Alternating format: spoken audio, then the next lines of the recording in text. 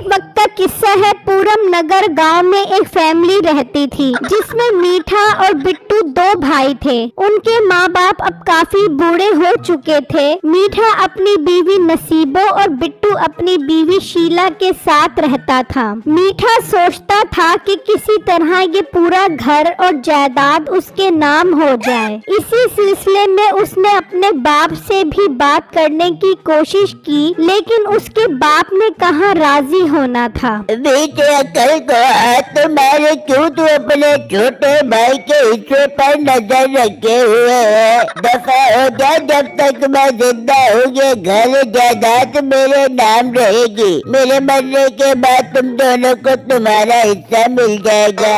अब्बा तू समझता क्यों नहीं? छोटा भाई कम अकल है, सारा पैसा जायदाद यहाँ वहाँ उड़ा देगा। मैं बड़ा हूँ, अकलमंद हूँ, सब कुछ संभाल लूंगा। तू अकलमंद नहीं लालची है, मैंने कह दिया है तो बस कह दिया है। अब मेरा टाइम जाया मत कर। नहीं अब्बा, तेरी कौन सी फैक्ट्रियाँ चल रही हैं जो तेरा टाइम जाया हो रहा है? सारा दिन घर में पड़ा मक्खियाँ मारता रहता है। अपना सर देख, जुओं से भरा पड़ा है। सारा खून तो तेरा जुओं ने चूस लिया है। अकल ही नहीं रही तेरे दिमाग के अंदर। मीठा ये कहकर गुस्से में वहाँ से चला जाता है और अपनी बीवी को आकर बताता है, मीठे तू परेशान मत हो, मेरे पास बहुत अच्छा हल है इसका। बस जो मैं कहूँ वो तू करता जा भी हो। हाँ हाँ, क्या करना है वो बता।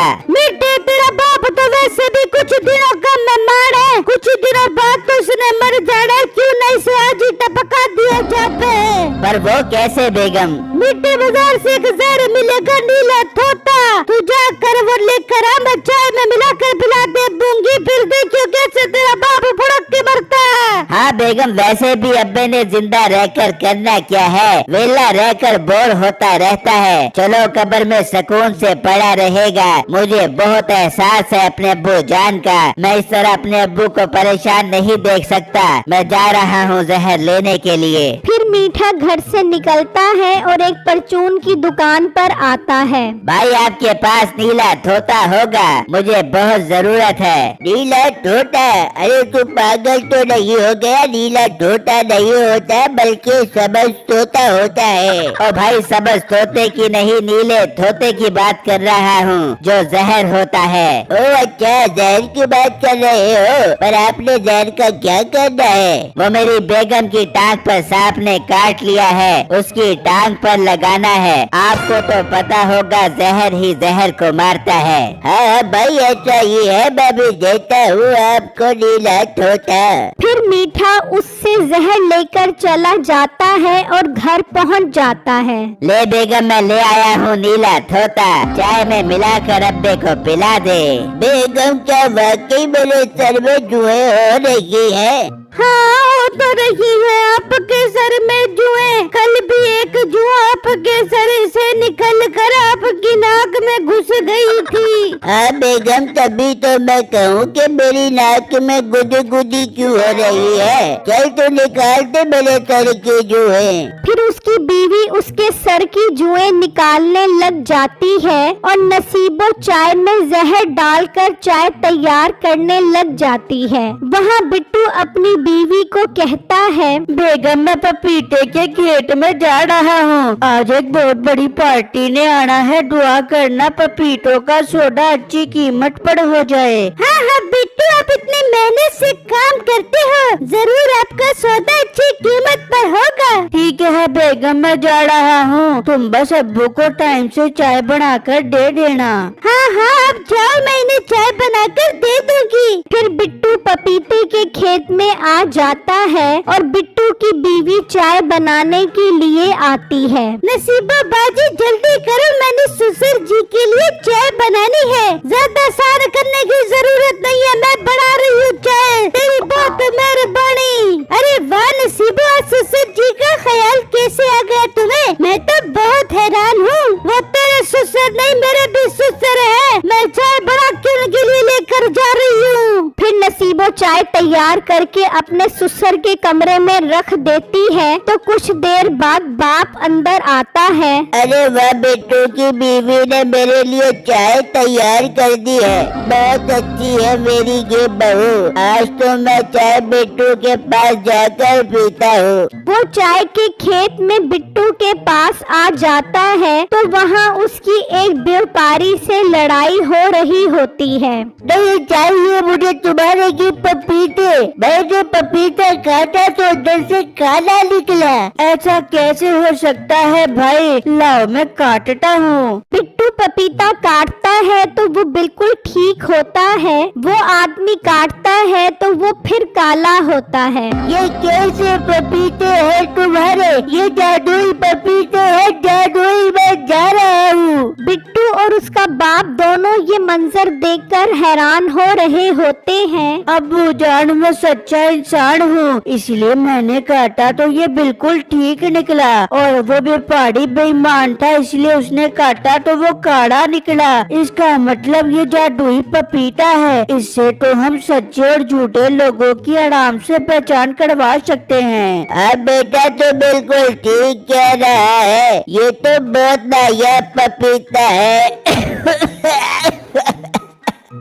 क्या हुआ अब्बू, आपकी तबीयत तो ठीक है? पता नहीं बेटा, आज तेरी बीवी की चाय कुछ अजीब है। कड़वी कड़वी लग रही है।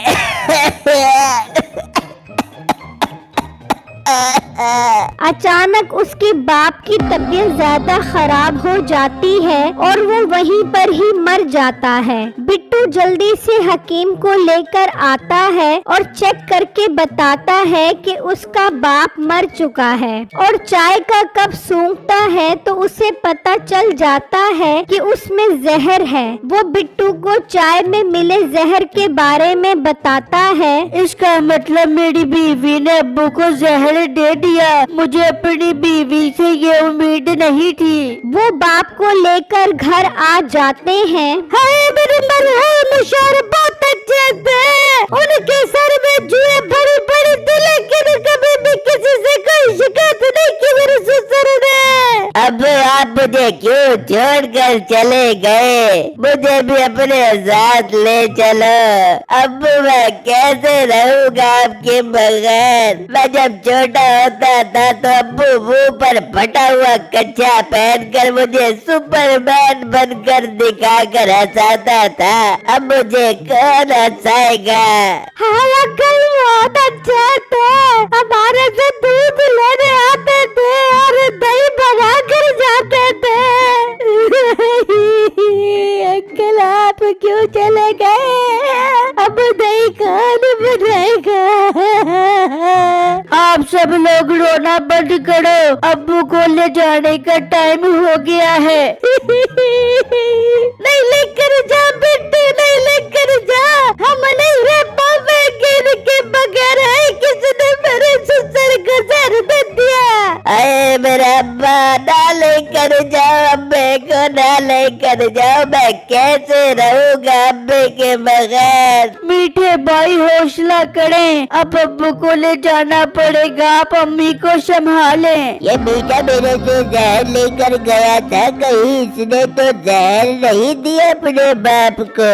वो दुकानदार वहाँ से निकलकर उसी हकीम के पास आता है और उससे जहर के बारे में पूछता है। वो उसे बताता है कि उसकी मौत नीले तोते के जहर से हुई है। उस दुकानदार को यकीन हो जाता है कि जहर मीठे ने दिया है। वहाँ वो बाप को दफनाकर फारिग हो जाते हैं। बेगम, तुमने ठीक नहीं किया। तुमने चाय में जहर मिलाकर अब्बू को दिया है। ये आप कैसी बातें कर रही हैं? चाय मैंने नहीं बना कर दी, चाय तो नसीबों ने बना कर दी है। फराडन, ज्यादा झूठ बोलने की जरूरत नहीं है। चाय तू बना रही थी, मुझ पर इल्जाम लगा रही है। बेगम तुम्हें शर्म आनी चाहिए, नसीबो भाभी पर इल्जाम लगा रही हो। तुम निकल जाओ अभी घर से। घर से ये नहीं बल्कि तू निकलेगा, क्योंकि अब्बू ने सारी जायदाद मेरे नाम कर दी है। मीठे भाई आप क्या कह रहे हो? जो तू सुन रहा है, चल शाबाश अपना सामान उठाओ, घर से निकल जा अभी के अभी। तेरी बीवी ने मेरे बाप को मारा है, इसलिए इसकी सजा है कि ये हमारे घर में नौकर बनकर रहेगी। बहुत अच्छी बात की है मीठे, तूने निकाल दे बड़े भाई को घर से, आज से ये सारी जायदाद हमारी है। वो बिट्टू को घर से निकाल देते हैं और उसकी बीवी से खूब काम करवाते हैं। इस तरह कई दिन गुजर जाते हैं तो बिट्टू सामान लेने उसी परचून की दुकान पर आता है। भाई अगर मुझे कुछ सामान उधार मिल जाए तो आपकी बहुत मेहरबानी होगी, मैं जल्दी आपको पैसे दे दूंगा।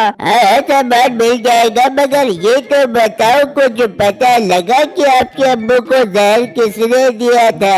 भाई पता लगाने की क्या जरूरत है, मेरी बीवी चाय बनाती है, उसने ही चाय में जहर मिलाकर अब्बू को दिया है। पर भाई मुझसे तो मीठा जहर खरीद कर गया था। क्या कह रहे हो आप? मैं सच कह रहा हूँ, मीठा मुझसे नीला तोता खरीद कर गया था कि मेरी बीवी को सांप ने काटा है, उसके लिए चाहिए। मगर उसकी बीवी को सांप ने नहीं काटा। हाँ, वो झूठ बोल कर लेकर गया था, उसी ने ही जायदाद अपने नाम करवाने के लिए अपने बाप को जहर दिया है। भाई इसका मतलब मेरी बीवी बेगुनाह है और असल मुजरिम मीठा है। हाँ, मगर तुम उसको झूठा साबित कैसे करोगे? भाई मेरे पास एक जादुई पपीता है, सच्चा इंसान उसे काटे तो वो बिल्कुल ठीक रहता है, और अगर झूठा इंसान उसे काटे तो वो काला हो जाता है। ठीक है, तुम वो पपीता लेकर घर पहुँचो, मैं तुम्हारी मदद करूँगा।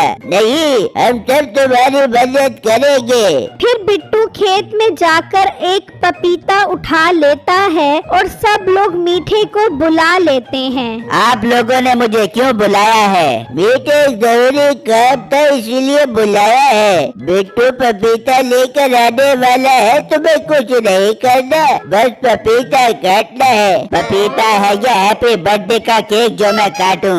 इतनी देर में बिट्टू भी पहुंच जाता है और वो पपीता टेबल पर रख देता है। चलो बेटे, इस पपीते को काटो। नहीं, पहले मेरी बीवी काटेगी। उसकी बीवी पपीता काटती है तो वो बिल्कुल ठीक होता है। देख लो भाई, पपीता बिल्कुल ठीक है। चलो मीठे अब तुम काटो।